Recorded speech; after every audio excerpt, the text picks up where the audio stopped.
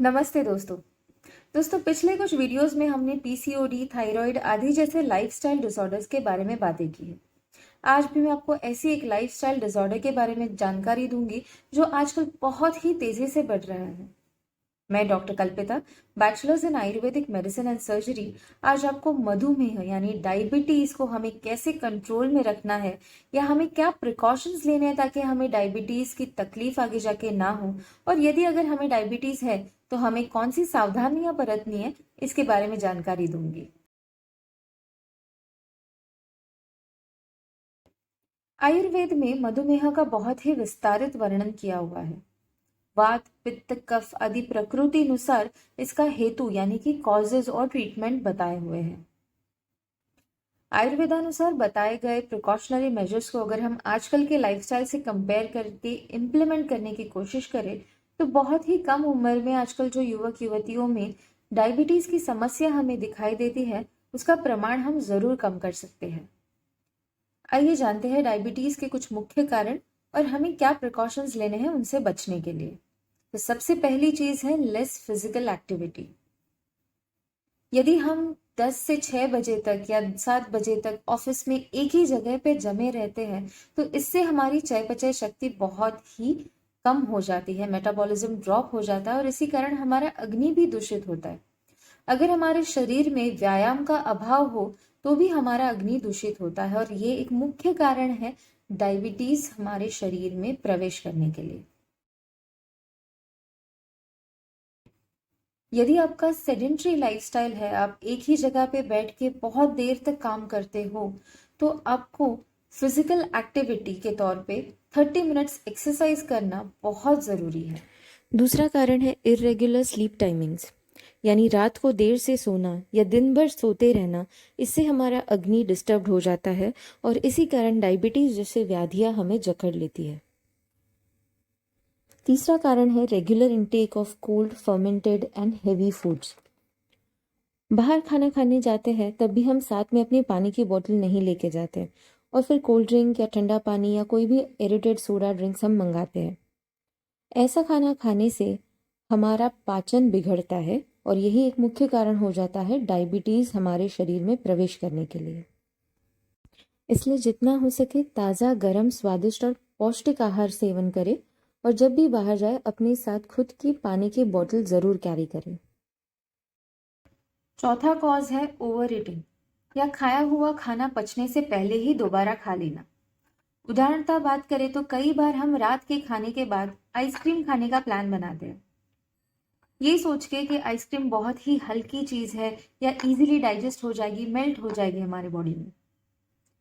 पर हमें एक चीज को ध्यान में रखना है कि चीज चाहे कितनी भी छोटी खा रहे हो, पर ये हमारी जबान ब्रेन को सिग्नल दे देती है और हमारा ब्रेन फिर से एक इंसुलिन साइकिल क्रिएट करता है और इस कारण पहले खाया हुआ खाने का पाचन भी ठीक से नहीं हो पाता।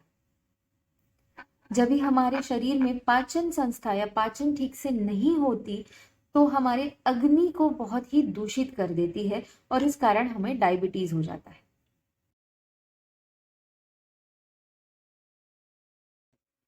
पांचवा कारण है हेवी डिनर।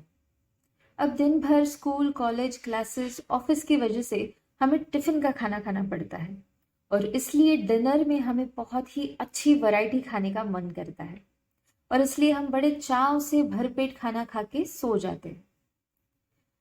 रात में अग्नि मंद हो जाने के कारण और खाने के बाद कोई भी एक्टिविटी न होने के कारण हमारा खाया हुआ खाना ठीक से पचता नहीं है। इसलिए रात के खाने में जितना हो सके हल्का आहार रखें। खिचड़ी, सब्जी, फुल्का, दाल, सूप्स आदि जैसे ऑप्शंस पे ही टिके रहे और जितना हो सके आपका डिनर जल्द से जल्द लेने की कोशिश कीजिए। यदि कोई स्पेशल डेलिकेसी जो शायद डाइजेशन में हैवी हो और उसे आपको अगर खाने का मन करे तो उसे छुट्टियों के दिन या वीकेंड्स पे लंच में ऐड करें या अगर डिनर में हो तो उसे बहुत ही कम मात्रा में खाएं।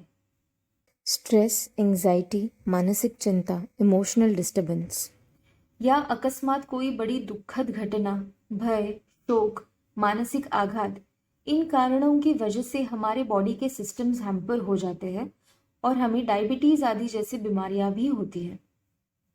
अब अकस्मात होने वाली चीजों को तो हम कंट्रोल नहीं कर सकते, पर प्राणायाम, ओमकार, हीलिंग म्यूजिक, मेडिटेशन, इन सारी चीजों से हम जो डेली स्ट्रेस है उसे कंट्रोल में जरूर रख सकते हैं।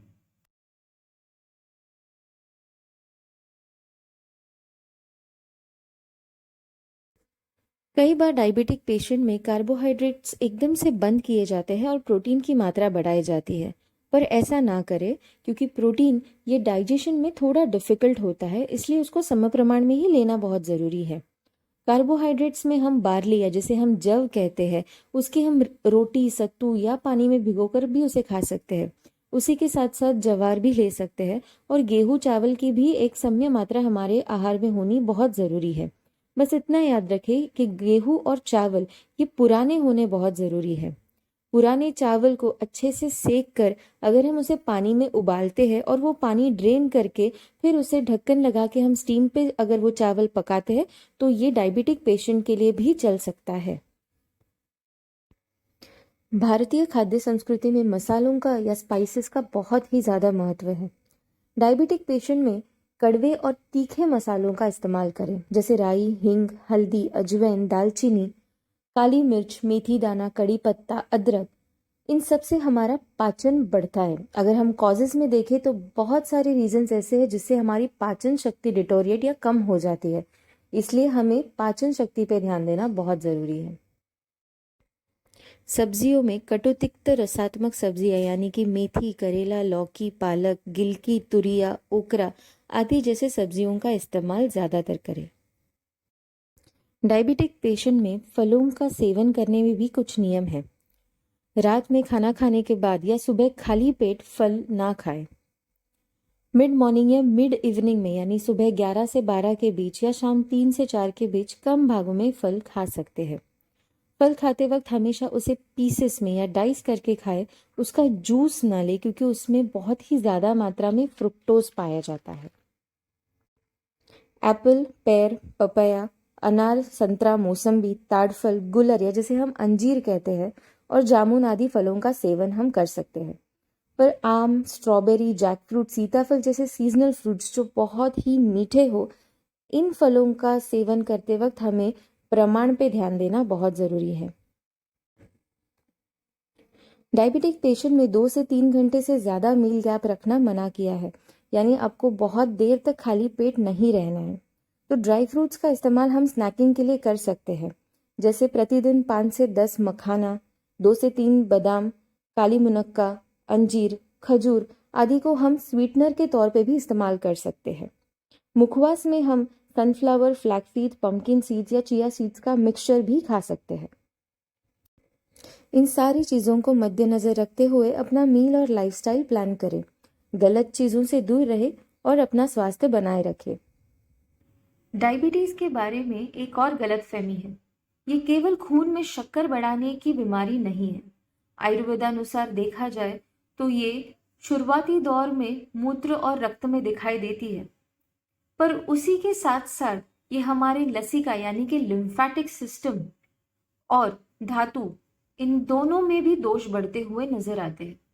इसलिए जो भी डायबिटिक पेशेंट है उनको सिर्फ खून में शक्कर की मात्रा कम करना ये एम नहीं रखना है, बल्कि वैद्यकीय चिकित्सा से अपनी प्रकृति एनालिसिस करके उस अनुसार हेतु, लक्षण और चिकित्सा करनी बहुत जरूरी है। आशा करती हूँ कि मेरा आज का वीडियो आपको जरूर पसंद आया हो, तो प्लीज मेरे वीडियो को लाइक कीजिए और मेरे चैनल को सब्सक्राइब करना ना भूलें। अगर आपके पास भी कोई विषय है जिस पे आप मेरी जानकारी चाहते हो तो प्लीज उसे मेरे कमेंट सेक्शन में जरूर मेंशन कीजिए। धन्यवाद।